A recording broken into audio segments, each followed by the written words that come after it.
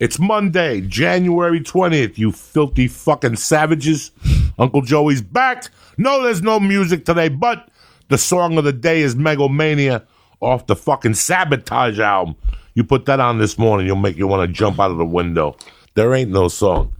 Rosebud Baker, what's happening, you fucking savage? How are you? I'm good. Thanks for having me. Good to have you. Good to meet you too. I'm a fan. I'm a fan of yours, man. I watched some of your stuff, and you're very interesting. Before the podcast, we were talking about drinking, but we basically we both quit. Your drinking 12 years ago. Yeah, and I quit snorting coke 12 years ago. Yeah, and you snort it dry, no alcohol. Like a psychopath. Water.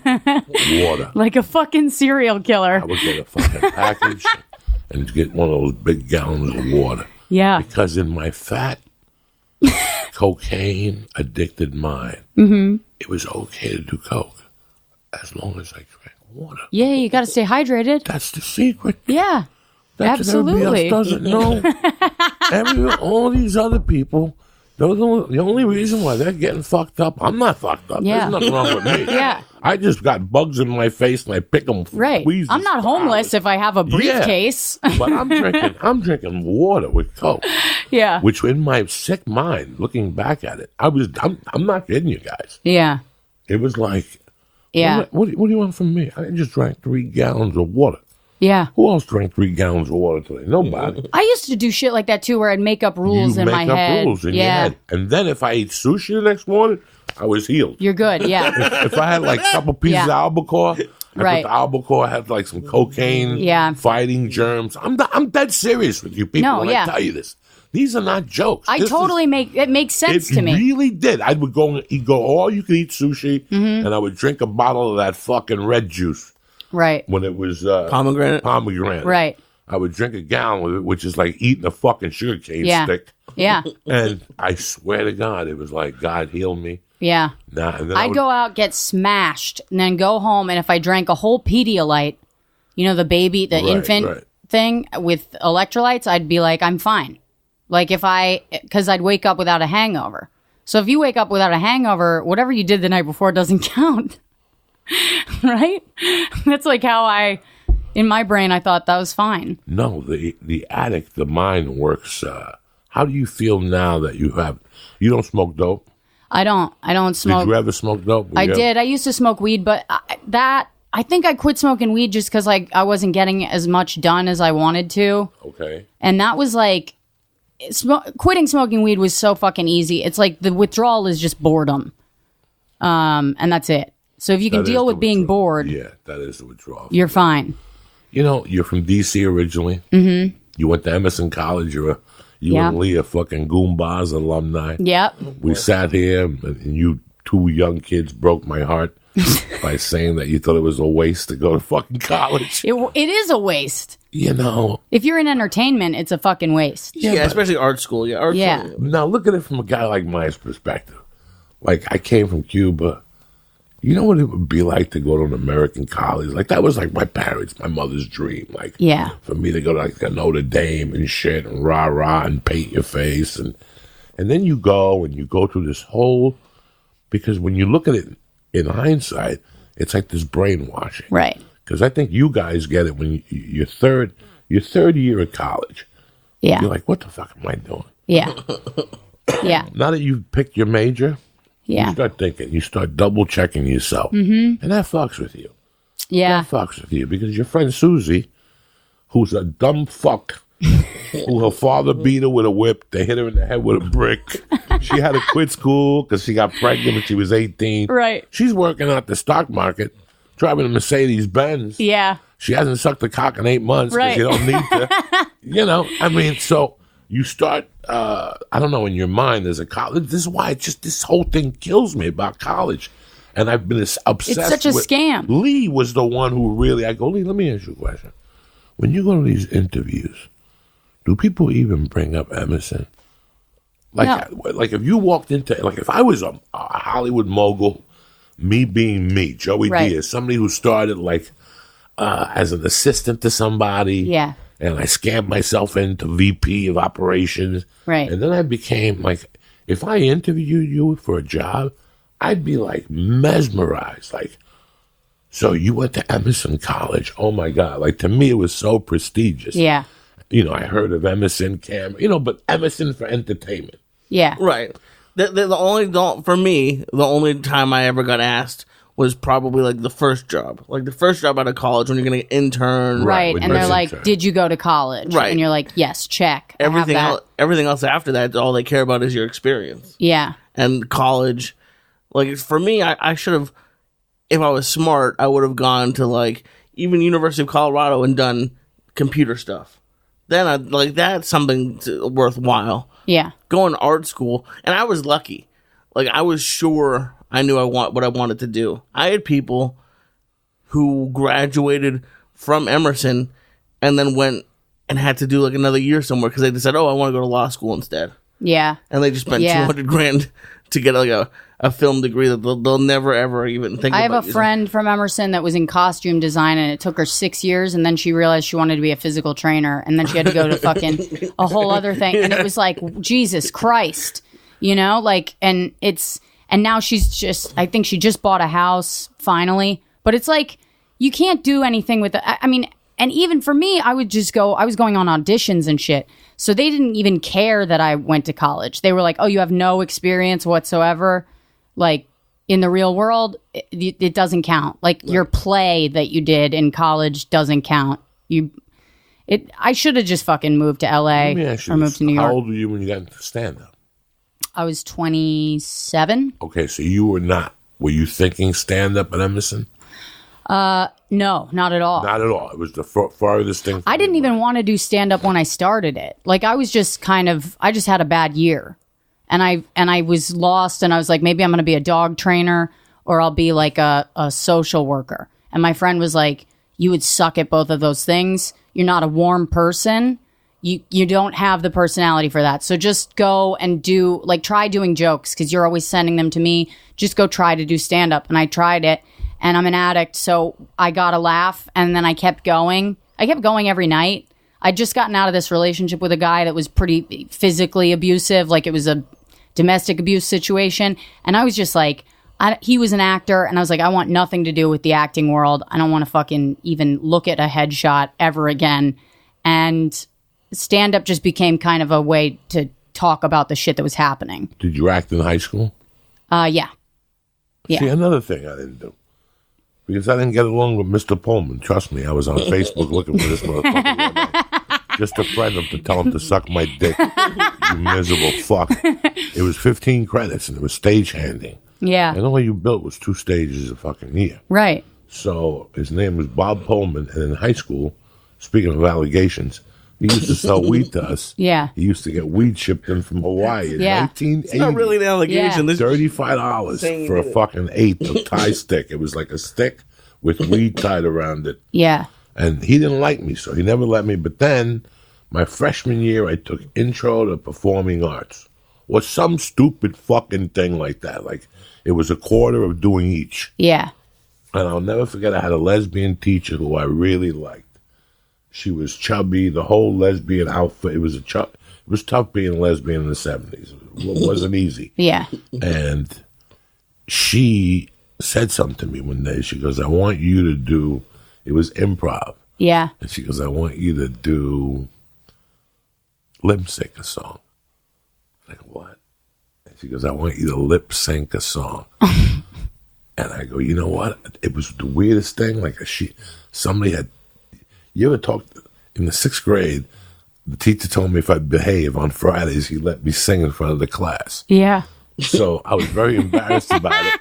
But on Fridays, I would go up there and put Frankie Valli on. Yeah. Every Friday at 1 o'clock, we would break up into groups. We'd have Kool-Aid and shit. We'd all get sugared up and stuff. And I'd sing. Turn on the old tunes. Yeah, I'd sing Frankie Valli songs. His name was Mr. Levito. So, and would you actually sing them or would you lip sync them? I would lip sync them and sing them at the same time. I could sing. I was in a band. Then my voice changed and everything turned to hell. But how did it change this much? Oh, this is eating badass, smoking weed, cigarettes. You swallowed a chainsaw. Oh yeah, this is fucking crazy. So it was just weird because I wanted that memory to go away. Yeah. So that was 7th grade, then I got left back in the 7th grade, and by the 8th grade, nobody really remembered. So for freshman year, to somebody just to drop it on me, like, They're pulling you back in. I was like, God damn it, the word got out. Like, now people are going to make me karaoke. That was probably the beginning of karaoke. So I'll never forget, I went up there and I got on stage and I did Shattered by the Rolling Stones, and I brought the fucking place down. Like the whole class is fucking going crazy, and the word got out. That's a certified tune. Nobody made me do it again or anything like that. That's not the point. But she was like, somewhere along the line, I see entertainment for you. And I was like, are you fucking retarded? Like, this is where this ends. Like, you're just stupid. That was just a joke. That's all I am. You're playing around. So did you want to be a comic? No, not at all. But I was a fan of Richard Pryor. Right. Like, all in on those 3 albums. Yeah. You know, Was It Something I Said by Centennial? I was all in on those. So that's not how it was for me. But you were acting already at Emerson. Yeah. But I was always a fan of comedy. Like, I used to watch Insomniac every night. Every fucking night. How good was that show? God, it was a great show. That was the original Anthony Bourdain show. Yeah. If you really think about it now. It was. Insomniac was the blueprint. Yeah. You know, but fucking Dave had to stop drinking. Then fuck. Sucker, shame on him. Fucking quitter. The thing, like, for me, though, was, like, I don't know about you guys, but at 18, like, I was sure what I wanted to do. Mm-hmm. Like, I was sure of it. And looking back at 18, like, now looking at 18-year-olds, I'm like, I can't believe we trust them. Yeah. Like, I felt so adult at 18. And now I feel, honestly, now I feel less like an adult. Like, like it's weird. I don't know. I look at an 18-year-old and I'm like, yeah, you got it. It's all on you. Like, I feel like they're fine. I don't know. They seem like adults to me. But maybe that's just because I don't. No. Yeah, I'm just no. Listen, I'm not saying they have fully developed brains or anything, but they're not an adult's problem anymore. I'm not putting an 18-year-old down, but I'm thinking about me being 18. Like, I'm thinking about the things I did at 18. I didn't make, I think, a good decision at the age of 18. No. I really did. No, they're not going Everything was bad. Everything was bad because I thought I knew everything. Yeah, but they're not old. They're not, like, young enough to where their mistakes are an adult's problem anymore. You know, like, if an 18-year-old fucks up, that's their fuck up. They can deal with it. That's what I mean. Yeah, but at 18, a coked up Joe Diaz would look you in the eye and say, I'm going to be an astronaut. Like, you know what I'm saying? Like that type of shit. I didn't know how to become an astronaut. I had no idea how to do any of those things at that age. Thank God you figured it out. I gambled. I owed money. I left. I went to Colorado, and they had. Yeah. I always was not against. Like, even now, I'm like, maybe I should go take 3 credits a semester. Yeah. Go to Valley. I've been fighting with myself for years. But with the baby and comedy, I just really don't have a night. I looked up the schedule. You got to go like 3 nights a week. Yeah. I can't go to college 3 nights a fucking week. And doing it online, that's not for Uncle Joey. Yeah. I want to be in a setting. I want to learn with other people. I want people to ask questions that I didn't fucking ask and go, why didn't I come up with that question? Right. It's a class setting. If there was 1 night a week, it's like acting class. Yeah. I'd love to go to an acting class. Yeah. But guess what? Rosebud, I love you to death.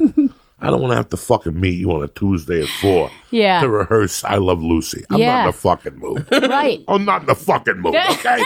That's not going to happen, you know? That shit used to kill me. Yeah. And once I started working and going to acting class. Yeah. And come on, this is, whoa. Yeah, we're just doing a fucking scene. Right. From Ricky, whatever the fuck. This isn't actually Gone with the Wind. We don't actually have to be acting like this all the time. That's the thing. I feel like that's why I wanted to get away from that world, is like those people, actors, they don't know that nobody talks like them. It's not always a scene. Not everything is so like, but it's our baby, you know, like the way that they talk it's like it's written. You know what I'm saying? You know, this whole thing with the Oscars, you really got to think about how strong those words are that Ricky Gervais said about. Oh my God, yeah. That was great. Yeah, it was a joke to us, but America. But he really did. Yeah. say what he wanted to say. And he goes, get your little things and get the fuck off the stage. Yeah. No disrespect to anybody I've worked with. I've done a bunch of movies. I'm happy I got in them. I'm very fortunate. Yeah. But the actor is a different animal than the stand-up comic. Yeah. And we're so different, but so far apart. Like, I feel the actor... I did a movie where an actor pushed the envelope on everything. Mm-hmm. He was one of the main actors. Yeah. But every time I shot with him, this was years ago. Yeah. It was so weird thinking about him now, how fucking much of a dick he was. Yeah. And it was like, he did things to piss people off. Little things. But then he came off as the ha guy, like I'm a sweetheart type of guy. Yeah. And he irritated the fuck out of me. Yeah. The main thing that bothered me about him is that he did something. I can't. You're gonna dig into it. You're gonna. He was just a fucking. He had done something, and if anybody knows anything about that, when you talked to him, you felt like he had done it for 30 years, and he was a superstar. He did it 4 times, and he got cut. And that was the end of his career. Yeah. And then he became an actor, and it was just so weird that we're stand-ups. We live out that. I live that out by going on stage and saying what the fuck I want to say. Yeah. I'm not waiting for your fucking lines on a piece of paper. Right. And I got to act them out. It's like when an actor becomes a boxer. That's when your mind, crosses reality fucking... Well, really? Because I threw 2 punches at a guy in a movie. Now I'm going to start training. And I used to go to Justin Fortune's gym. In Hollywood, he used to throw actors out. Yeah. All the time, and it was hilarious. Yeah. And the best was when they would go, you know what, put me in the ring. And he would go, all right, I'll train you for a week. Yeah. And he would put you in the ring against some killer.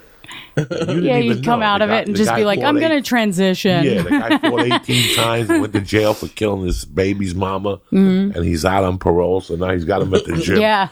That guy, Justin, would put him up against guys like that. Like, oh, yeah, you're a tough guy on CSI New York. That's beautiful. It was particularly CSI. He was an actor on New York CSI. He used to go there every morning, complete dick. Yeah. Parked his fucking car where he didn't have to park it. Always went in, had to have his own space, had the expensive gear on, just a douchebag. And me and this guy would be in the corner, and I was like 400 pounds. I'd just be hitting the bag. That's when I first started working out. Yeah. And he would come in there and hit mitts. And the trainer he had him fucking was just lying to him. Because that's how those trainers get paid. Right. We should do a special sparring thing. I'll only charge you $400 an hour on that. I mean, I used to hear him. This guy was paying like $800 a fucking session. Right. Those guys grind you. Once they know you're an actor and they tap into that, you want to be a tough guy. Right. Let's 6 months. I'll have you stabbing fucking Mickey Rourke and Stallone in the heart. And every actor believes you have no idea if you're listening to this at all. Like that. Guys, this is why this is a complete different world than what the fuck you illusion. It's so completely weird. I saw one guy in particular, CSI New York. I think he was one of those guys that checked blood on the show. Yeah. It wasn't the star of the show. I saw him go in there every day, jump rope. Yeah. And he would yell at people. He would have a personal assistant with him who would rub him down with towels and water and shit. These guys aren't making that not much a drop money. of blood on him. Yeah, not a drop of blood. Doesn't even need a towel. I saw Justin personally. I saw 3 actors get beat up so bad they picked up their bag and never came back. It's beautiful. Did any of them come in and say, "Oh, I'm researching a role"? I just imagine that. Of course, yeah, right. They had to. No. These were guys that at one part in their TV career or movie, they had to be a tough guy, and they go, well, let me back it up now. You know what I'm saying? It's kind of weird. Yeah, they thought they were. You see them when you, listen, I know who's working out. It's like when you see a girl at a gym. Yeah. You know who's there for dick. Yeah. And you know who's there to get in shape, okay? Right, yeah. And it's, you know what I'm saying? Yeah. There's the girl that has full makeup on. Right. Earphones. Yeah. Tits are out. Yeah, she's wearing a push-up bra. Yeah, push-up bra. On a treadmill. The fucking yoga pants with the monkey on the fire. Like it's coming through the pants. And I did like the bike. Yeah. And look at that phone, and you want to go up to them and go, listen, either suck a dick or get the fuck off the bike. You're wasting. So there's a fat fuck somewhere dying of a heart attack. Yeah. Yeah. You're going to give a guy on the treadmill an actual heart attack. God. Just looking at you on the bike. So back to acting in Emerson. So once you and this guy broke up, you said, fuck acting. Yeah. And this isn't like, listen, I still talk to this guy. This was a relationship where it was like, you know, it was, when it was over, it was like two boxers that were too exhausted to keep fighting. You know what I mean? So, and, you know, he's not, I don't know how he's doing now. We haven't talked in a long time, but he's like, he's a sad person. I don't, my heart goes out to him, you know, but like, when it was over, I was just like, I gotta get out of this world. Like, I don't like these people. I don't like, and he was a fucking actor who was a boxer, and like, yeah, just complete, like, delusional. And I just decided, like, fuck this. I can't do this anymore. I started doing comedy. I was like, this is the kind of... In Boston. Did you ever get on stage? In New York. Okay. I started in New York, and I loved it. Like, I loved the whole world of it. I didn't even know how miserable I should have been, because that's how much I liked it. Because I was out there, I remember it was like the polar vortex, and I was out there barking every night to do shows at the Lantern. And then went from the Lantern to LOL, which is basically the Ha. And the Ha, if you don't know, is like, it was like a real shitty scam for people in Times Square. Like, people would be walking by and other people would be like, hey, Chris Rock's on stage. And then they'd go up to this room and they'd get charged $8 for like tap water. And then I'd come out, you know? So like the audiences hated me. And the relationship was antagonistic from the beginning. So now as a comic, I kind of, that's like how I came up. So that's sort of my relationship to the audience a little bit, is like, I'm ready for, like, when somebody throws something or somebody flips out on stage, my heart soars. Like, it's like, that's my favorite thing, is when shit goes off the rails. And there was something about that felt like live theater, because it was so, but it was more raw than that, because it was a real thing that was happening and we were all in it together. You know, like, the audience is as much a part of the show as the comic, and it's a relationship, you know? So there were things from acting that I could incorporate into stand-up, but it was all my words. It was what I wanted to talk about. I could get up whenever I wanted. Nobody had to give me permission. I could just fucking go and do it. So I just did it every night for 2 years. I think I went on stage every single night. And here I am. It's like, it's been 6 years. So. And then, so you also did a lot of theater in college. Yeah, I did theater. Do you miss it? Yeah, I do a little bit. Did you ever think, like, maybe I'll do an off Broadway play? I wouldn't do. No, I would do a Broadway play, okay. But I wouldn't do a fucking. You know, it's like, I look at it now and I go, I would love to do that again if I was given like a script that was by one of my favorite fucking writers. You know, like Edward Albee or David Mamet or something, you know? Like, if there was a play of theirs on stage, I would absolutely do that shit. But the problem with acting is there's not that much out there that's really good. And that was my problem. I was like, I want to make something myself. And I don't know that any of my shit is going to be better than this, but I know that it'll be mine. So if I'm tanking, it's my fault. You know? Again, something I'm really jealous of is theater. Like, that's another thing that I always wanted to have a tentacle. Yeah. That was another one of my little pet peeves. And yeah. I got into a play here. Something came up and the pieces fell together. Yeah. And some guy approached me at the store and we did a couple rehearsals and we did a table read and they didn't get the financing. So I kind of broke my heart. Yeah. It was a dumb fucking play anyway. And then I did a play that was pretty decent. I auditioned for it and booked it. And they wanted to rehearse every fucking day. Yeah. And once we started doing performances were Wednesday with a Sunday matinee. Yeah. With a Sunday matinee, which I can't fucking even think of doing because who the fuck is going to a dark theater on a Sunday at 2 in L.A.? Yeah. I could see New York in the winter when it's fucking gloomy gusts outside. Yeah. But here, when it's, say, 80 degrees, oh, you're not going to believe what we're doing today. Especially when you can make that money, the money that you'd make in a week of rehearsals for a show, you'd make in one night on the road. Like, the money. When I found out the work that went into a play, I was like, no. Yeah. That's never going to happen. And then they actually approached me with a play from Lincoln Center. Right. The guy saw me in the movie and he goes, you're perfect. Yeah. For one of the passengers. Let me connect you with my assistant.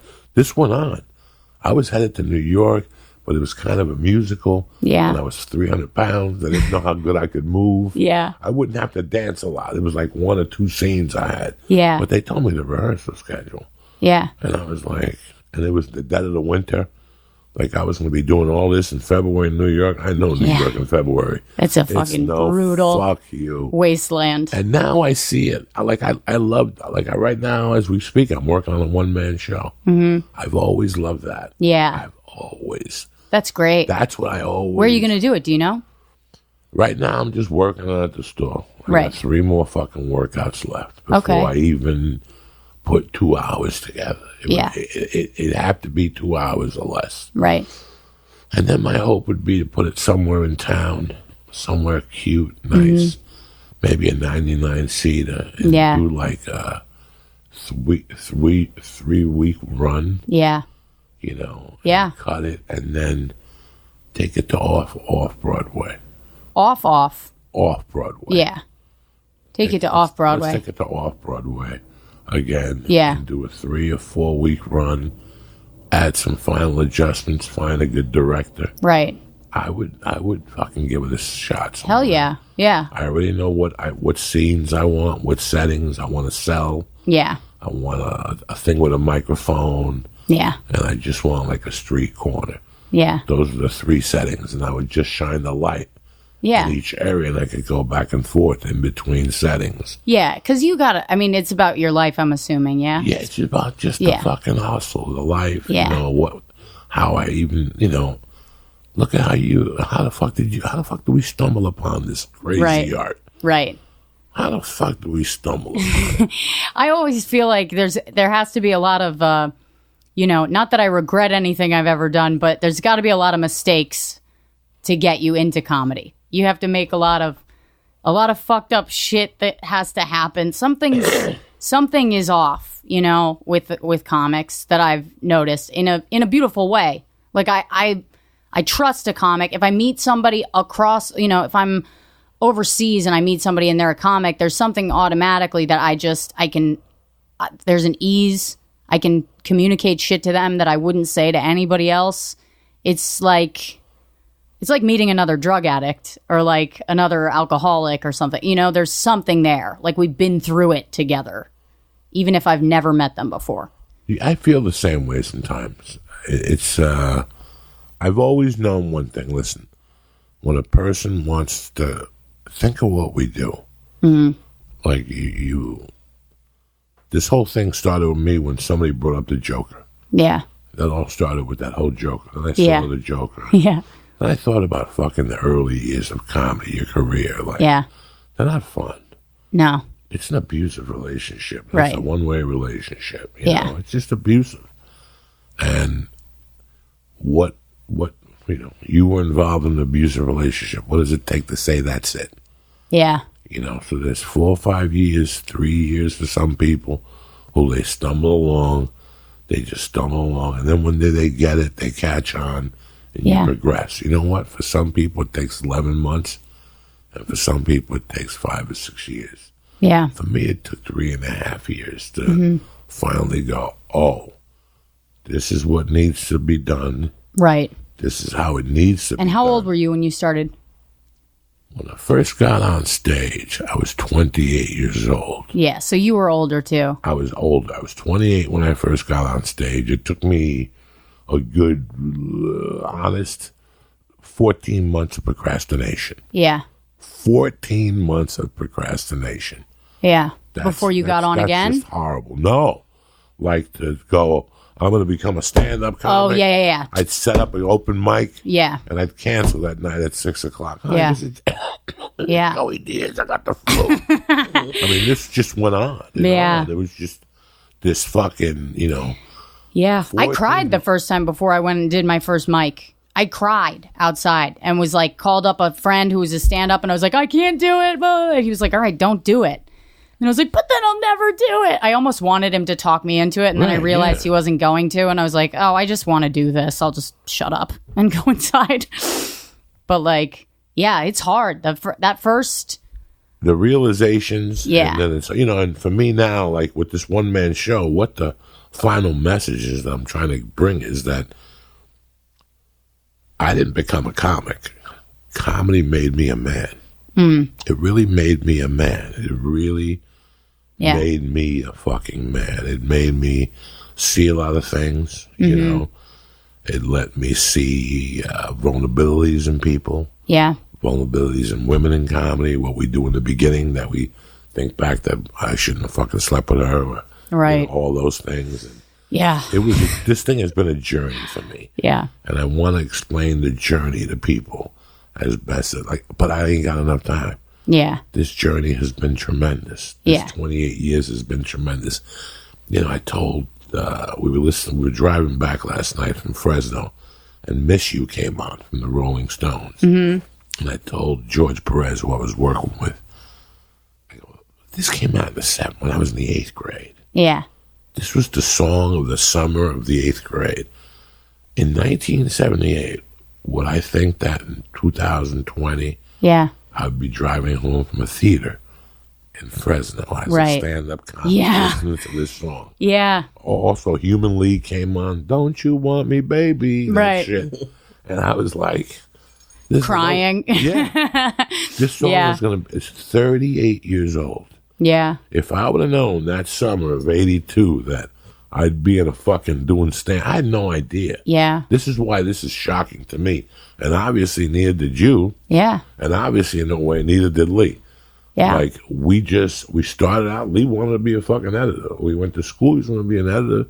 You went to major in theater. Yeah. And what were your plans really from there? To move to New York and do theater. Fucking theater. Yeah. Jesus. Yeah. I moved to New York. I was like, I'm going to be a theater actor. That's what I want. And like I did a couple off-Broadway plays, a bunch of off-Broadway plays. I did some independent films, and I just, like, I look back at it now, I'm like, that shit was ridiculous.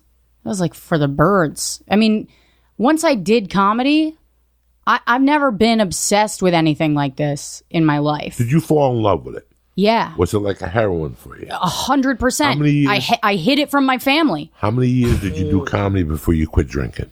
I quit drinking before I started comedy. Thank God. Yeah. Knock on wood, man. Yeah, thank God. Okay, so nobody. Because I wouldn't have been able to fucking quit if I was doing comedy. I don't think. I genuinely don't think. And how do you go to meetings and stuff? Yeah. Do you really? Yeah, Good I go to the meetings. Yeah. So when you walk into a bar, any problem when you see a fucking... It's been so long now. It's like when I go to meetings, it's really more for just so I don't act like an asshole. Like when I see a drink, I don't want to drink. I forget other people are drinking. I don't it's not like a part of my radar, So it doesn't bother me at all. I just it's just not part of my life anymore. So you did you've done 6 years of comedy in New York. Mm-hmm. And now you're out here. Bill put you on his show, Ringers, and what else is going to go on? I'm starting a podcast. The teaser drops tomorrow, January 20th, and it's called Devil's Advocate with Rosebud Baker. Okay. And it's basically interviews with other comics about what's funny about the worst things that happen to us. Because I always find my humor is a little dark, or people say it's dark. I don't see it that way, but people say it's dark, and but I think the dark things are funny, and I think they're part of what make us funny. So it's really kind of answering that question, and then at the end of every episode, we give a bunch of bad advice to listeners. Bad advice. Bad advice. Because one thing that annoys me about the internet now is everyone's a fucking pro. everyone's a life coach, you know? And it's like, who the fuck wanted what you've got? Like, who said they want what you have? It's crazy. You know? Or prove you have what you say you have. Yeah, like I look at these people. I'm like, if you think that you're like in a position to tell other people what to do, you're fucking delusional. There's a chick I follow just for that. Yeah, I follow probably 20 people just because you hate them. No, they're just delusional. Yeah, yeah. I want to. They make you laugh. They make me laugh. Plus, I don't want to do what they're doing. Yeah. I know whatever the fuck they're doing is completely wrong. So I don't want to like, thank you for being an example to me. Thank you for being an example. Of the wrong things. You really do it with the wrong things. Yeah. Why would I fucking, Well, do you run into that, Joey? What's that? Because you're very positive online.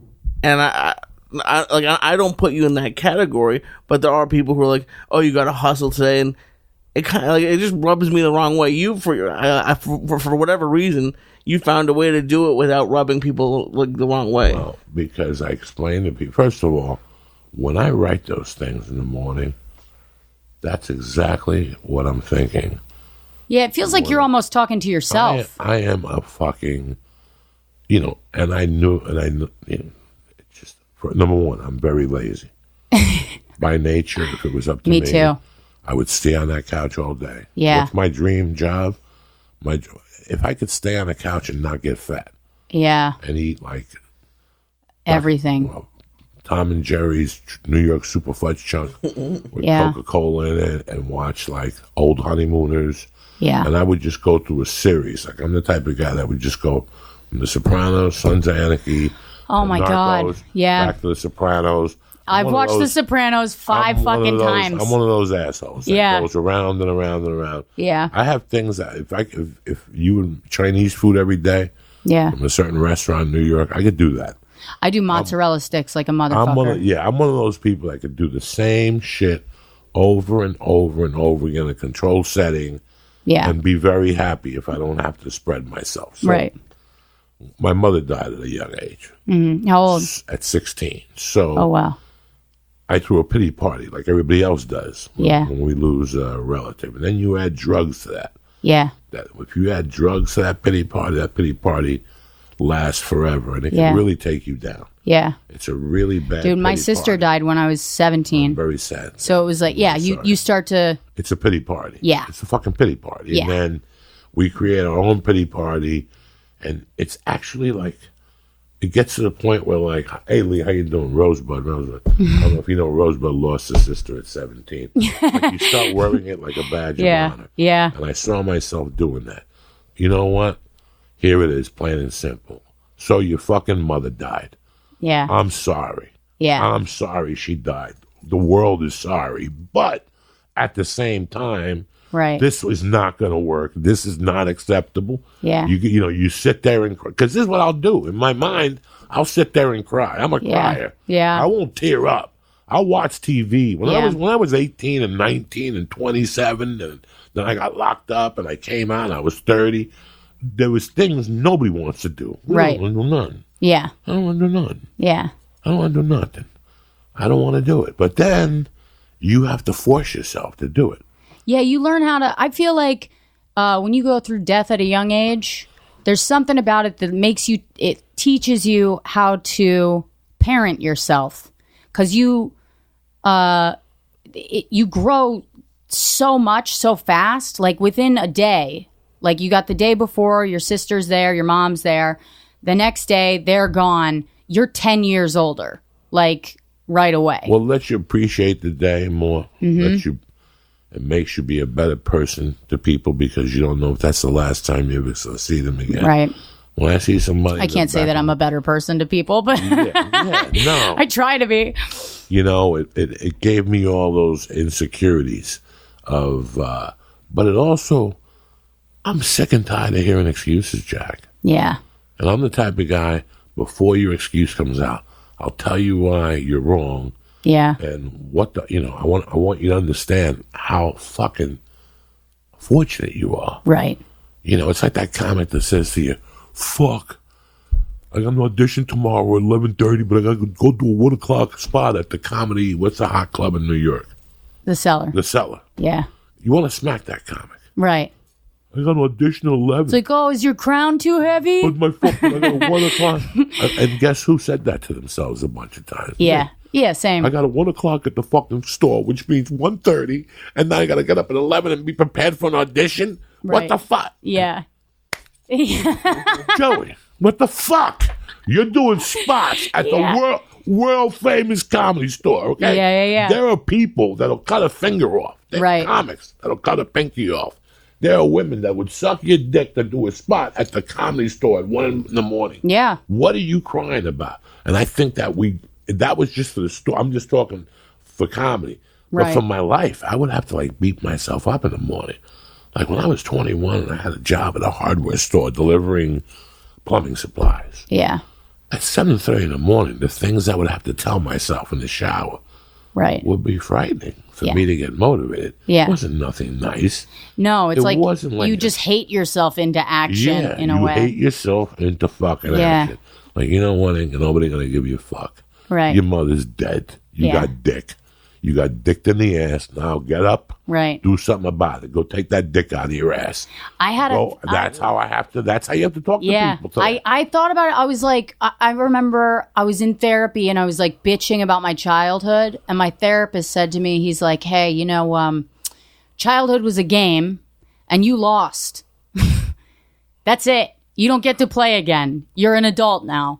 That's it. Just go on. And I remember hearing him say that fucking changed my life. Like, I think about that all the time when I hear adults talk about, and like, it's funny, like if we look at the reasons why we do things now and like how they correlate to our childhood, as long as we're not blaming our childhood, you know, because I think you gotta kind of understand why those experiences shaped you, but you can't use them as an excuse. Absolutely. Like, it's not, you're a fucking adult. This is a new game. You got to start over. You didn't beat the boss, but you were given a new level anyway, so just fucking take it. Like, see what you're going to do with this one. You know, I think that when we become comics, you have to realize when you become a real comic, for you to do what we do, I assume the wiring isn't right somewhere. Not that we're going to kill somebody or strap a bomb on ourselves. No. Somewhere along the line, you know, like comics have told me, there's 2 million doctors. There's 150,000 comedians. Right. It's not, nobody drives up to an open mic in a Bentley. Yeah. You know what I'm saying? I mean, right. It's something that somewhere along the line, and I see the drop-off rate, but you see Yeah. I've been here 22 years, 23, February 19th. I can't tell you how many stars I've seen come and gone. Yeah. Stars. They was comedy stars. Right. Gone. They're selling real estate. They moved back. This is not yeah, and they're happier. Yeah, they're happy or whatever. I'm happy with what I'm doing because it was either this or slinging coke in New York. Yeah. Yeah. Those were my two options. I wasn't going to have a day job. Right. That was never going to happen. Yeah. I may have a little night job. Yeah. I didn't want to work in a bar. I didn't want to get out. I was no tough guy. I didn't want to be a door guy and get beat up. Being a door guy is like being a woman that marches. It gets you nowhere. Right. It gets you nowhere. You can march till you're 80. Sure, right, you get a hat out of it. Right, yeah. Good, right, yeah. Keep marching. We're back. We're black. We're strong. All right. You got it. Yeah. That's what I haven't heard before. We're black. We're back. We're strong. Yeah, whatever. It's always something. You know what I'm saying? It's always something. We're gay. We want to get paid. Something. No. It's always a bitch. Yeah. So you've been doing comedy 6 years now. Yeah. And when did things start popping for you? About a year and a half ago. You started making things pop on your own? Well, I did this documentary that Amazon Prime or Amazon Video produced. It was called Inside Jokes, and it was about comics trying to get into JFL. So there were like 6 of us. We were all auditioning, and it went from callbacks to the auditions to all of it to the festival. And there were some that didn't get picked. There were some that did. And I was one of the ones that was fortunate to go to Montreal and to do New Faces. And then when that dropped, it was, I guess, November of 2018. And while I was at New Faces, I got my manager at Levity. And ever since then, things have kind of like slowly started picking up. I got the Comedy Central digital thing. I got Bill Burr's The Ringers. And then I got a thing coming out later this year that Will Smith produced. So, and my podcast now, my own podcast. It's like things are just starting to You were doing a podcast with somebody else before. Corinne Fisher. Okay. She has the Guys We Fucked podcast, and then we had our podcast was called Two Less Lonely Girls. It was about celebrity stalking. We stalked Justin Bieber, and we found him, and we found his girlfriend's house, and we interviewed people standing outside of his girlfriend's house. It was about like celebrity worship and pop culture, and had this kind of like dark twist to it. So, and we just put that on hiatus. We might go back to it. I'm not really sure. Is there a case pending or something? No. Did you get to talk to Justin Bieber? Yeah, I did. I got to talk to him. Really? Yeah. It's all on my Instagram, like the whole me hearing where he was and then going to chase him down, and then I followed him for 3 miles, and he was this was before he got married to Haley. And what year was this? It was 2000, I guess it was 2017. When was he around here? He lives here. Okay, because Canada. There was a time when he was always at the Laugh Factory. Yeah. Cheering somebody on. Who Chris D'Elia. Chris D'Elia. Yeah, that's his favorite comic. Right. Yeah. And then I saw him one time, maybe, as I was getting to the Comedy Store, there was an explosion on Sunset. And it's one of his fucking bat cars. Yeah. Because he just can't have a Volkswagen. Dude, his cars are constantly breaking down. He loves cars. He doesn't know anything about them. He gets the most expensive cars, and then they're breaking down somewhere. This thing went bah! All the time. Yeah. This thing made like a fucking what do you call that when the muffler shoots back? Backfire. It's like a fucking backfire. Yeah. And then he took off like he missed a gear. Yeah. And somebody goes, "That was Justin Bieber. You just missed Justin Bieber." I'm like, I never see that motherfucker nowhere. Everybody's seen him. That was it. I just heard about him driving around. Yeah. That's it. Yeah. Justin He's Bieber. not a great driver, but he loves his cars. He just doesn't know about them. And he says that. He's like, I don't know about them, but I really like them. He just walks into a place and buys a fucking he's a fucking car. Billionaire. How crazy is that? It's nuts. But I really like him. I don't know what I truly am a fan of his. There's something about him. Is the music good? Yeah, I like his music. I mean, he had Purpose came out 2-3 years ago. I don't know how many years ago, but Purpose came out. That was a fucking great album. But it annoyed me because that was when people started being like, wow, he's really good. And I was like, no, he's been good. He's been good since he was a fucking 8-year-old, So he's been singing since he was 8? Yeah, he started in Canada. On YouTube, singing. Usher found him. Yeah, he was on fucking YouTube. Usher found him and Scooter Braun. And then he just fucking catapulted to fame. He was just a kid that was playing guitar on the sidewalks. I don't know nothing. I don't know nothing. I know Justin Bieber. I know chicks run after him. Yeah. I know he was on the 101. Then did he do drugs and go off the deep end for a few weeks? Yeah. I think a couple of years. Yeah. Him and Demi Lovato were fucking exchanging texts and shit. For sure. This world. They have the same manager now. Is that what it is? See? Fuck. Yeah. I'm like a Houdini without the Houdini. What are you looking at, guys? Holy shit. So was that the whole podcast just Justin Bieber? It was Justin Bieber centered. Let's do the next one. Has to be just let's just bust fucking Alec Baldwin's balls. Like that. That's a podcast I would very much be interested in doing. Yeah. You just torture Alec Baldwin. Just torture Alec Baldwin like fucking. Yeah. Every day. Something. He fucking takes it well, though. He seems to. Not the shit we're gonna do to him. Not the shit we're gonna do to him.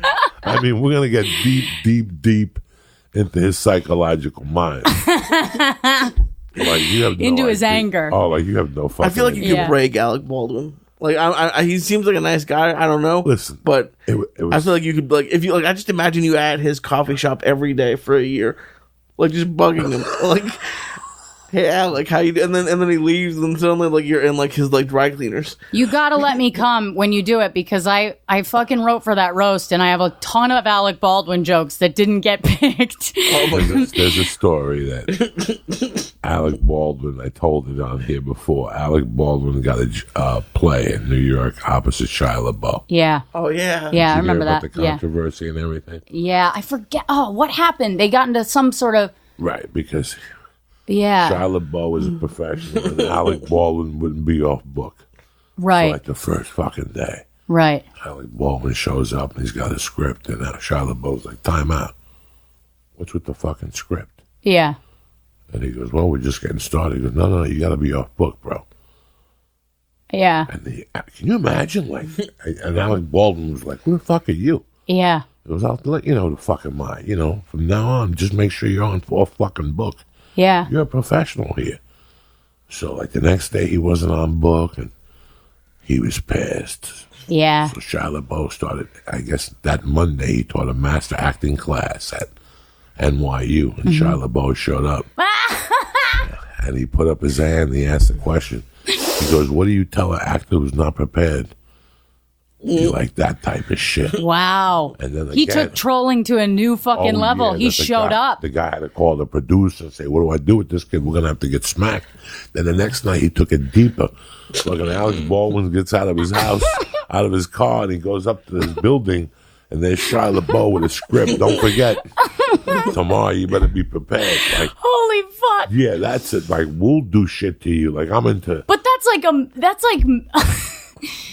like a mentally ill level of fucking trolling. The name of the show is Mental Warfare. To show up at somebody's house and be like, "You got to do this. Don't forget." It's almost like he was fucking poking him until he was poking the bear. There's only one show. He was definitely poking the bear. There's only one show well, that's what it means to some people. Yeah.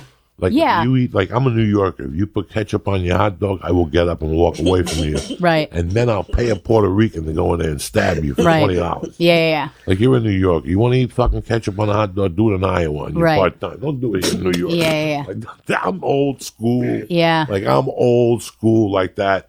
I let shit slide. I just don't talk to people. They don't even put it on burgers in New York. People know you're not even allowed to have ranch at my table. Yeah. Like, I don't even want... If you eat ranch, like, listen, sit over there with your friends and jump up and down. And like it's a children's birthday party. I am dead serious. Yeah. Hummus. You bring hummus to my house, you see what happens. Show up at my house with hummus. Or let me go to your house and let this be hummus and chips. And that falafel bread. I'll fucking throw Turn your face into hummus. I go to your house, it's like olives. What happened to the fucking onion dip? What happened to the onion dip? Old America. Let's go. Chop, chop. Yeah. Yeah, the onion dip. I'm old school, so I get it. Yeah. Like, I'm old school. When I see a light, I get off out of respect. I don't run the fucking light. Right. So I expect the same respect from you. So if I come to watch you and I'm following you 2 nights in a row, after 4 nights of running the light for 15 minutes, I got to say something to you. Yeah. And then I'm going to get on top of you. Right. And then we're going to have to duke it the fuck out. Right. And then I'm going to go up there and bust you in the head with the microphone at the 18-minute mark. Because there's some people who just, but that's a show. That's the only show I would consider doing. I would have to get independent investors to just do it. And just go after Alex. Torture level. No. I wouldn't go after Alex. I would do what I was doing in Colorado in '83. I'd pick a guy, and I'd fucking make his life hell. Wait. There was a guy, when I worked at the Tower restaurant. Yeah, I'm like, give me the story behind this. This is the first time anybody's going to hear this story, because I just did last Wednesday, I did the one-man show, and it was covering that time of my life. Right. And I remember starting to write this and going, I don't even have time. Yeah. This is a 2-hour story on its own. The guy, I got hired at the Tower restaurant as a fucking dishwasher. Yeah. Tuesdays, I knew a guy from New York, and he goes, "Dog, I always see you lifting weights and hitting the bag. You want some protein?" He goes, "I need a dishwasher on Tuesdays. It's prime rib night. And I'll give you all the mistakes." All right. So I said, okay. It was like $8.50 an hour. I don't know what it was. It didn't really matter. And there was, he was always really cool to me. He would give me shrimp, and whatever. And I only worked Tuesdays and maybe Fridays. I had the job like maybe Tuesdays and Sundays. It was like I was 19. Yeah. And there was a chef that was just a scumbag. Yeah. Like he'd wear the fucking hat and the whole thing. And he would yell at the wait staff and call waitresses cunts and shit. Yeah. But he was also a part-time coke dealer. Uh-huh. So many fucking chefs. So we would, some nights, I didn't like the guy. He was from somewhere. He was from like California. Yeah. But he was very white privileged. Yeah. And he was very high and mighty. And for some reason, because the coke era, everybody kissed his ass. At that time in my life, I was playing a kid that didn't do coke because I was taking down drug dealers. Mm-hmm. So I smoked pot. Yeah. But I didn't do coke. And it was well known in the parties when I would go. People would go, he doesn't snort.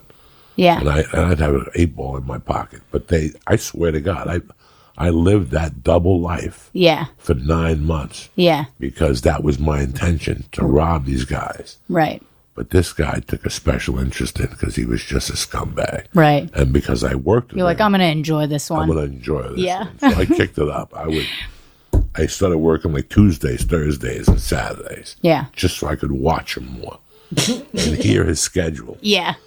Then I would just destroy casing him. Then I would just destroy him. This was way before the Ring or anybody ever thought about putting cameras. Yeah. I fucking got a tool and I busted into his house.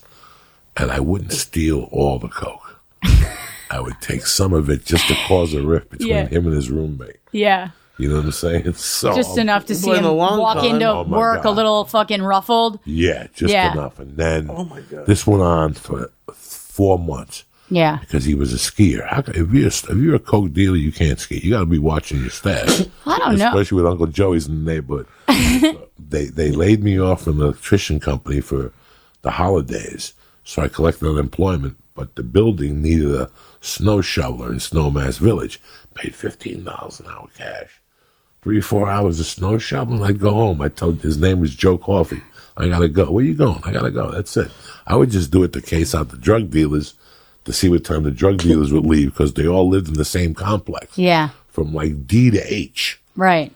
And but this guy was a special case. I wanted to fuck with him.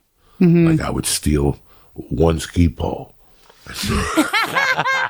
He just starts thinking he has Alzheimer's. Oh my God, I was fucking with him. Yeah. I would go to his house. I would take an ounce of coke that he had was fresh. I would cut it. Yeah. And then I would take half out and put it in a spot completely different than where he had put it. You were like the Chinese water torture of fucking theft. And then I would go back to his house with him afterward with 10 other people, and I would watch him looking around like, where did I put that coke? Right. And I knew where, it was amazing. Yeah. And it was my hatred for him. Yeah. Like he was such a prick to the waitresses and the bus boys. He didn't fuck with me. I think he fucked with me one day. And I mouthed off to him, and that was the end of it. He knew I was from a different planet. Yeah. So he's like, I'm going to leave this guy alone. I did something else to him. Like, I did little things. I would steal his skis. Then I would bring him back. Yeah. So do you still want to fuck with drug dealers on this show, or no? It could just be regular people? No, regular people. Okay. You could just do it to regular people that's sitting at their house. And now it could be great because they can hear voices. Yeah. That's why I come in. Yeah. That's why I come in. We can have like people set their friends up, like on like morning radio when like listen, someone. like if Joey's voice came into my house all of a sudden. No, but it wouldn't be my voice because then you'd fucking know. So like for me, my mother died. Yeah. So I'd be sitting in my living room, and all of a sudden, like I hear like some lady going, "Oh, Santo." Oh no, you're gonna go that dark? Oh my God. Oh yeah. And you're looking around. And, Yeah. But. Like, it would be torturing people in their own home. Yes. Like them going for their pillow and it's missing. And then putting it back, stealing their glasses, taking their car. You'd have a lot of women just wondering if they were pregnant. They'd just be like, I can't fucking remember anything. I would take his car and move it to a different building. And then put the keys back at the fucking Ring. I was driving this guy mental. I was going and I stole his chef book. Oh, like shit. He had a book of recipes. I stole it and threw it away. Like this was never ending. It was like a 3-month torture chamber of this guy. Yeah. And I knew that he would come out at night. We would all be playing darts, and he'd always look at his bag of coke and go, "What the fuck?" And I knew that him and his roommate would get into arguments. I remember still being in there with 3 or 4 drug dealers were like, "We got to figure out who's robbing us." And I'd be sitting there going, "Man, it's fucked up, isn't it?" Like, I was feeding them. I'm surprised you didn't move in with him. And there was one kid, I can't remember what his name was. He was a nice kid. I kind of liked him. He was from Mankato, Minnesota. He was really from Minneapolis. He was a good-looking kid, but nobody liked him. He was a part-time coke fiend. Yeah. So one day, somebody actually said, "We think it's him." And I was like, "It could be." Oh, my God. I threw him under the bus. Holy shit. I was such a dirty dog up there. Fuck. It was, but that's the show I want to do. If I ever get back, if they would let me torture one person, but it would be like torture that you've never seen before. Yeah. You'd have to get like the background info for why they deserve it. You know? No, like, I got 3 people in mind already that I would just you should get... No, but not your own enemies. You know. This is like the opposite of Queer Eye. This is like somebody reaches out to you, one of their loved ones is like, "Hey, my husband's a piece of shit," or like, my wife's being a real cunt. She's My wife is cheating on me. Yeah, she's cheating, whatever, like anything. And then you get that, and they bring Joey in to fuck with them and change their fucking lives, like if you're cheating on your wife, I'll go to the hotel room and knock on the door and run away. Yeah. Or leave a note on the door, "I'm watching you." Yes. Shit like that. Yeah. Like the funniest thing I ever did was about 6 months ago. Fucking Rogan was at war with, what's his name? The guy 6 months ago? Yeah, about 6 months ago, a year ago, Alex Jones was talking about Joe Rogan. Oh. So I took like a fortune cookie piece of paper. Yeah. And I wrote, "I'm watching." And I put it in Joe Rogan's windshield wiper at the store. Like I'm one of those dudes. Oh my God. That's fucking great. So I'll play with your paranoia. Yeah. Like I'll play with That's fucking dark. Could you do it if they knew that it was coming? Like I'm trying to think how we get around this legally, because you're gonna send people to therapy. I was like, what if it's like like one of those TV court shows, right?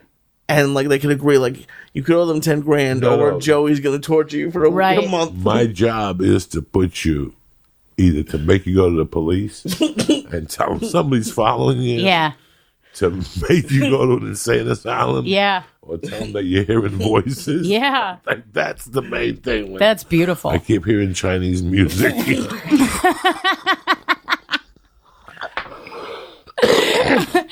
Like in the middle of the night, just put Chinese music in your house.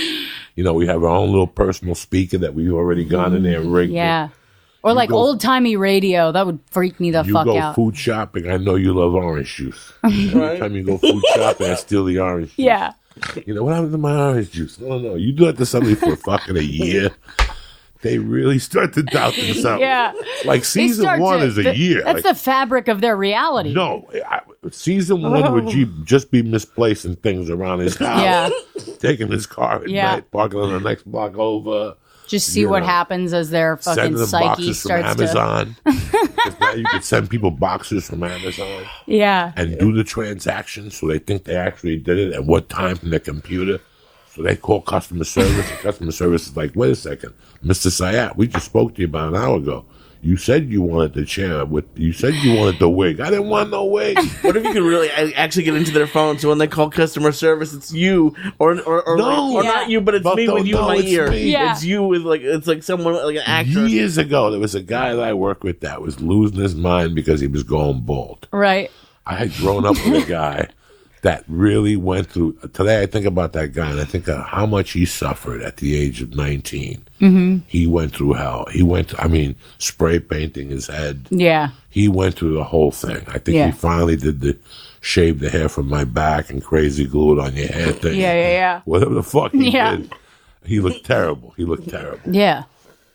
But in 87, 89, when I got released from prison, I got a job selling Mitsubishis with the whitest, most uptight dude you ever met in your life. Mm-hmm. Like, you could tell this guy had never fucked a woman from behind. Like, doggy style. He always fucked military position. Right. He looked straight. You know what I'm saying? Yeah. And he didn't talk during sex. You're like, you like it, babe? And he was, I'm focusing. He was one of those assholes. Yeah. But one day he told us in a meeting, like, he goes, it's hard for me to really be a good salesman because I feel insecurity because of my male pattern baldness. That was it. He was a good salesman, too. Yeah. Like, in life, he was a good salesman, so I was always banging it out with him. Yeah. So I knew that I had the upper hand. The only upper hand I'd have was psychologically him torturing him about his head. Yeah. So I would put hats on his desk. I would fucking... I love that. I would go on the Yellow Pages and I would call like a men's wig replacement, whatever. Yeah. And I would go, hold on 1 second. My phone. That's the best, though. Can you call me back at this number? And I would give him the number. Yeah. And he would be outside with me, and all of a sudden the phone would ring. He'd walk in there. He'd pick up the phone. Then I could see him through the glass. No, I didn't call you. No, I don't need no wig. And he'd just slam the phone down. And then he'd walk outside me. What was that? Nothing. Throw his sales off. Oh, my God. I would send him brochures, some wigs for less. That's the best. My boyfriend has a tremor. Like, his hand fucking shakes. And it just shakes all day. So I'll just record him trying to eat soup. And then just send it to him in the middle of the day for no reason. He's so close. It's like my favorite thing to do. Why does he have tremors? Is he off the booze? I don't know. He's got a hereditary tremor. He's like, yeah, my dad has it. I have it. I was like, oh, I'm going to have so much fun with this. I asked him, I was like, hey, when you jerk off, do you finish too quick? Because he got that little tremor. Gives that little steak and shake to the helmet. Yeah. You should try that, Lee. He's the only guy who finishes too quick like when he's jerking off. The tambourine at the same time. When you play the tambourine. Not recently. God damn it, Jerry. Oh my God. So what do people call you? Rosebud? They call me Rosebud. When you sent me this, I thought it was like a put on. Like, I'm like, this is some fucking hippie chick. I know. And then when I saw you wearing a hippie chick, I'm like, what the fuck is she Rosebud for? I know. They call Pick a name, either Bud or Rose. And let's get the party started. What's with the Rosebud? Let's go. Come on. Let's do this shit. They call me Rosebud. They call me Rosie. Those are the two. I'll call you Rosie from now on. Yeah. I like it when New Yorkers say it. Rosie, when a Midwesterner says it, just doesn't sound the same. Makes me sound like a different person. But when New Yorkers say Rosie, I feel like that name matches my personality, you know? Where's your family at? All over the place. My mom lives in Maine. My dad lives in D.C. Okay. So one sister in Boston. One sister in New York. One sister in Chicago. And you've been in New York 6 years? I've been in New York for 13 years. 13 years. Yeah. Jesus Christ. Yeah. So you're just a New Yorker at this point. Yeah. You want to try it out here? I want to try it. Yeah. I don't know if I can. Like, I've been out here for the month so far. And it's like, I love LA. It's relaxing. It's nice to get away from New York.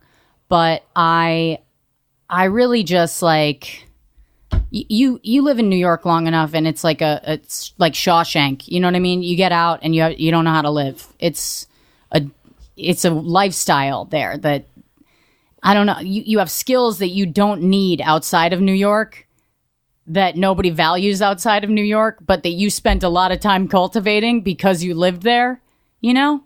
Like, just shit that I learned in New York. Like, I know how to walk around the rat. Yeah, I know out of exactly. If a rat, like, not to yell. I've had a rat touch my bare foot. All right, that was a real thing that happened to me in New York. Nobody fucking helped. You know. When was this? This was I was on. Well, were you a barefoot? 96th and Broadway. I was wearing sandals. They weren't flip flops. They were sandals. And I remember a fucking rat ran over my foot. I was like, do I cut it off? I didn't know what the fuck to do. I was like, I can't believe this just fucking happened. I just got like rat AIDS. I'm done. And nobody helped. Everyone saw it. No one helped. It's just an everyday occurrence. Yeah. Did he ever wear sandals again? No, never in my life. I haven't worn sandals since then in a city. Fuck you. Yeah. No, you have to have. Listen, my wife is talking about. It's. We're alone out here. We have a 7-year-old. I'm not getting any younger. Mm-hmm. You sit around fucking Christmas. This place blows around Christmas. But let me ask you something. This place blows. Why would you want to move to New York? Because I would move to New York. Oh, okay. For starters, I would move back to Jersey. All right. That's fair. All those guys, Florentine and Faust, they do great. Yeah. They live out. They pick 3 nights a week. They come into the city. Yeah. And the other 4, they stay the fuck home. And the seller fucking pays. Yeah. There's a straight train that takes you in. Yeah. She's looking at like Oradell. I could take a bus, but I say these things to you very loosely because in my heart, I don't think I could do it. I mean, I don't like driving no more. Yeah. This ruined me. Living out here really ruined what I enjoyed doing. This ride this weekend to Bakersfield was fun in Fresno. Yeah, when there's no traffic, it's fun. It's a great, we got to see California is such a great state. We're just living here, and this is really hell. Yeah. Once you go north and you drive, like I was worried all week that I was going to get snowed out of a gig in California on Friday and Saturday because it was supposed to get Thursday night. It was raining here. Yeah. We were supposed to get heavy snow up in the mountains. Oh, yeah. And they closed the Grapevine. So if they closed the Grapevine, then you're fucked. How would I get up there? So I was already like panicking. Like if it does snow up there, do we leave at 11 in the morning? So it's just a 3-hour difference. Right. Where I was last week, it snowed in Calabasas. Yeah. We had to bring winter gear. California is a very interesting weird, state. Yeah. Like I told my wife, if we move to Jersey, it's work. Yeah. We got to get in that car and pick Mercy up at the fucking Catholic school and bring her back and karate and piano and this and this. So before we make the move, you better fucking think about it. Like I can't make a move at 60 and right.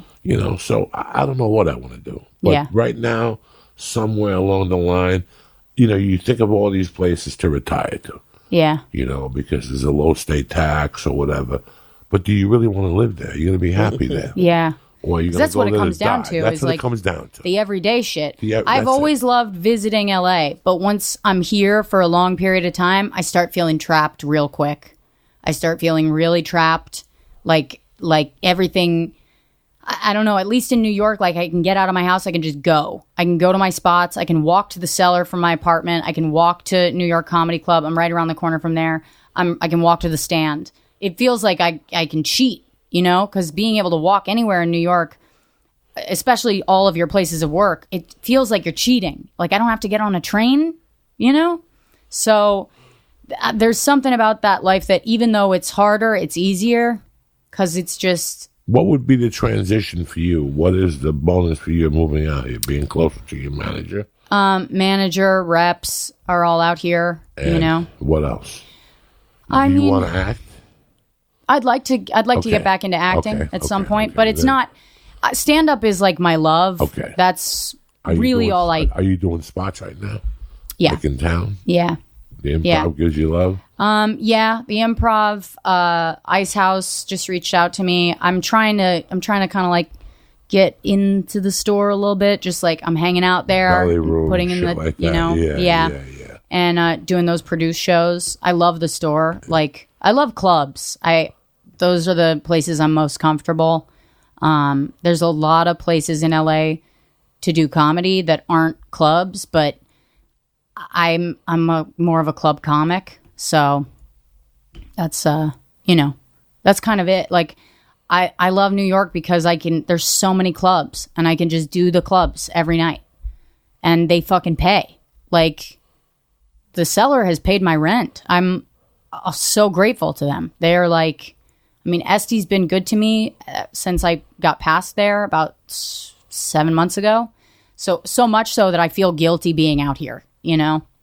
But stay there. Fuck this place. Stay there. It's great. It's funny. One of my dearest friends is Ari Shafir. Yeah. And I was one of the guys who said New York is the place for you. Yeah. Because every night he was out till 6. Yeah. This is a place. If you're out till 6 here, you'll never go home in New York. Right. I can't. I think that would. Like I said, my time is. To be 40 in New York now and be a stand-up and Yeah. Go to the cellar and we'll stop for a slice of pizza on the way home. Yeah. Bullshit at the pizza parties, split a stromboli. Yeah. You know, I couldn't even imagine how great that is. Yeah. For me now, 1 a.m. is like fucking 5 a.m. Like I'm already wiped out. Yeah. But that's the thing is like I'm starting to get to that age where it's like I'm thinking about getting married, having kids. I want to like, you know, it's like I'm Rosebud, so torn. Do you want to do stand up or you want to get married? Or you don't, because that's what happens. You can't let your uterus get in the way now. I know. Now you're on deck. You've worked 6 years to get to this place. The kids, that's gotta take the back burner. Yeah. Tell him to use his ratty hand for a couple more months on his dick. That you ain't gonna fucking just keep telling him to use the hand. There ain't no kids here. Right. Listen, man, it adds a complete dimension. Yeah. It adds a complete different dimension to your comedy life. Yeah, I mean, I wouldn't even, if I had a kid right now, I wouldn't give a shit about comedy. That's what would happen. My brain would completely change. I've become a father. I've seen how to do the balance. Yeah. I've become the balance. Yeah. You know, there's no way I'm going out for 6 weeks and not seeing my kid. Right. That ship sailed. Sorry, Charlie. Yeah. I got to come home every Sunday because I got to be there for family dinner at 6. Right. Nice and easy. Tonight we eat like a family. Yeah. That's what it's all about. Yeah. You know, you need that structure as a stand-up. If not, you're just, you know. So, but then it helps you, like in a way, like to have that structure. When I got into stand-up, I had to stand up to live like Lenny Bruce. Yeah. You know what that means? Whatever comes, comes. You got pills? Drop them. Right. You got heroin? Let's do it. Yeah. You're on the period? Let's eat your asshole. You know, you know what I'm saying? Like, I got into stand-up not to have rules. Yeah. In my world, rules were not going to abide.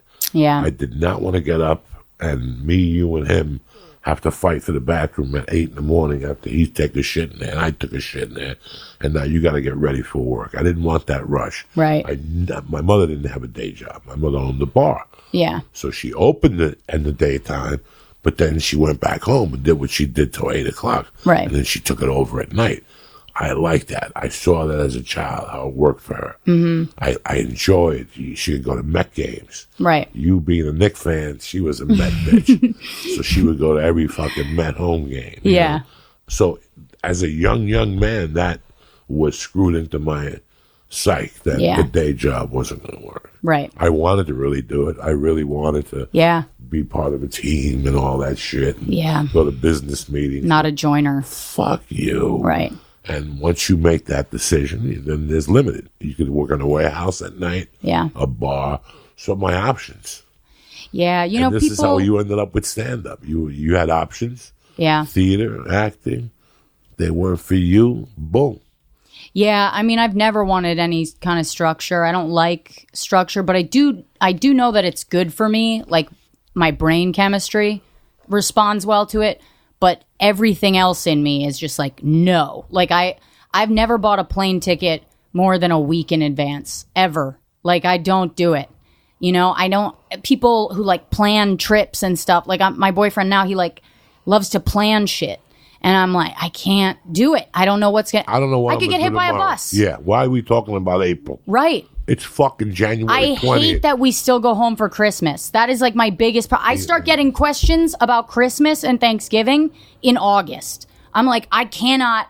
I don't even. I might not even know you guys by then. I don't know what's going to happen. The same way. Nothing irritates me more in life than I do. For the road, I get my plane tickets way ahead of time. Yeah. Like if I know if a city I want to go to, right? If I'm flying JetBlue Mint, I want that single out. Yeah. Sorry, I'll book it now for December. Yeah. Fuck you. I'm going in that solo cabin. So. Right. Yeah. But there's been Southwest. You can book. You know, who gives a fuck a week before? There's all those little trips like that.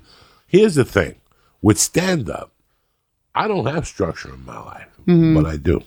Yeah. Because at some you have someplace to be at every time, every night. Yeah. And I did that once. You know, for me it was 95. I knew that I had to be out every night. Every night. Yeah. Your friend's party, sorry. Yeah. Your mom's graduation, sorry. Yeah. That's the mind spill. Like your leg hurts, you got to go out. Right. Your pussy hurts, you got to go out. Or something's leaking out of your toe. Sorry, you got to go out. Yeah. You know, you had a right. and you had to be part of a clique. There was just things I knew that were like, I didn't watch TV. Mm-hmm. Like, you ever see Seinfeld? Not really. Yeah. I never saw No, I'm literally. Friends. I'm trying to do stand up every night. Sports? I didn't know fucking sports. Yeah. I didn't watch television from 1991 to 2003 when I had auditioned for NYPD Blue. Yeah. That was the first time. I didn't even know what NYPD fucking Blue was. I didn't know nothing. Yeah. It's amazing when you become a stand-up and you dedicate yourself to becoming a stand-up. If you become, that's it. For me, it was the weight gain. Mm-hmm. For me, I ballooned up to 418 pounds because I was that much into stand-up. Yeah. Like, you know what? Fuck the fucking gym from now on. Yeah. So I could see that's the love that you got for it now. Yeah. I could see it in your eyes. Yeah. When you thought you're at that 6-year level, forget it. Yeah. You know. Somebody wants to eat your pussy? Not right now. No, I gotta got a spot. I got a spot. I can't tell you how many times I've fucking... It's so hard, too, because I spent the better part of this year single for the first time as a comic.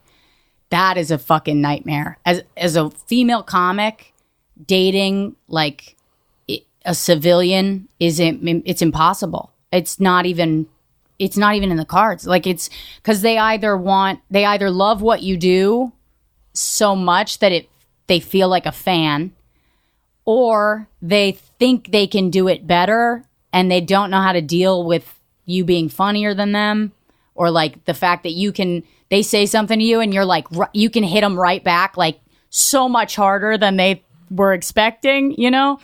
It was a dynamic that I just immediately, it'll dry you right up. Like being out to dinner with a guy in a suit who has a regular life. I tried to like it, and I couldn't. I was just comic now? Yeah. Okay. It's the only thing that works. No. It's For now. For now. For now, yeah. Yeah, but... 10 years, you might feel a little different. You're like, I don't want to come home and talk about fucking comedy. You know? That's yeah. True. Go ahead. It's nice, because I don't... He's good. Like, we're both sober. There's, like, more than just comedy that we have. So it's... And it doesn't feel like we only talk about comedy, which is nice. I feel like we kind of rarely do. But because I've dated comics, I know the drill. And I'm like, I don't want to talk about comedy with our clothes off. Don't ever fucking bring up a club name while we're in bed. You know what I mean? Like, gross. You know? Rosebud, you always got a place here. Whenever you want to stop on the podcast, where's the website? It's rosebudbaker.com, and I announce a lot of show dates and podcast updates and shit on Instagram. So follow me on Instagram at rosebudbaker and Twitter at rosebudbaker. You're fucking great. I like how you adjusted to the city, and thanks. I have a lot of respect for comics. I know the grind. Yeah. Once you know the grind of what somebody's going through, you know how serious they are about something, how much it's very entertaining. You entertain me. I went in and watched some of your stuff, and I thought back to when I'm not a bitter old man by no means about comedy. I'm very grateful and thankful I'm here. But it reminded me of a time in my life when this was still fun. Before I had to deal with agents and managers, and CBS wants you to do this, so you can't say that joke anymore. Yeah. When it was just a free time. Right. It's like some of the best times of your life, you know, and you're going through them right now, and I just want to congratulate you. Thank you. Episode air? It aired, yes. Okay. Yes. So now where can you, because you came in and Adam Meyer came in, so I've had a couple of the ringers. Yeah, So that's good. Yeah. Eleanor, is this what Eleanor's on? Eleanor, yeah. So we'll have Eleanor on. So this is good that Bill's doing this. And, Comedy Central. How many minutes they give you? They gave me about 8. That's 8 not minutes. bad. Yeah. It was good. They beep you? Huh? They beep you? You kept it No, all they clean? had to cut one joke that I do. It's a joke about the word retarded. But you know what? I was in the middle of doing it, and I turned to the cameras while I was on stage and said, please don't put that on TV. So, like, it was in the middle of the taping, and I just had a panic attack and turned and was like, guys, don't. And then went on with my set. But so they cut that out. But, the rest of it I was pretty happy with. Well, yeah. I'm happy that things are going in your favor. Thank and you. Say hello at the store. I will. You know, it's a process like anything else, but I think you got it so good in New York. Just come out here for your little, what do they call those people that leave the fucking East Coast to go to Florida in the winter? Snowbird. Oh, yeah. Just be a snowbird. Yeah. I mean, I'd love to tell you, come back for pilot season, but there's no pilot season no more. Right. Pilots get put out all year long. Yeah. And, but yeah, you're always welcome on the show. Any dates you want to promote now? Yeah, February 4th, I'm going to be at Dynasty Typewriter here in LA at 8 o'clock. So I'll be doing an hour.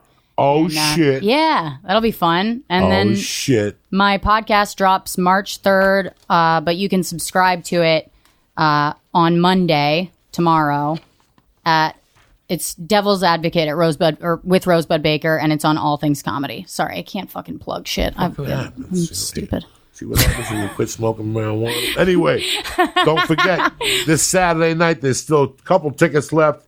Second show, Tabernacle Theater, Atlanta. And then fucking, what else? I got something else here. I know I got some. Oh, shit. First off, Narcos, February 13th.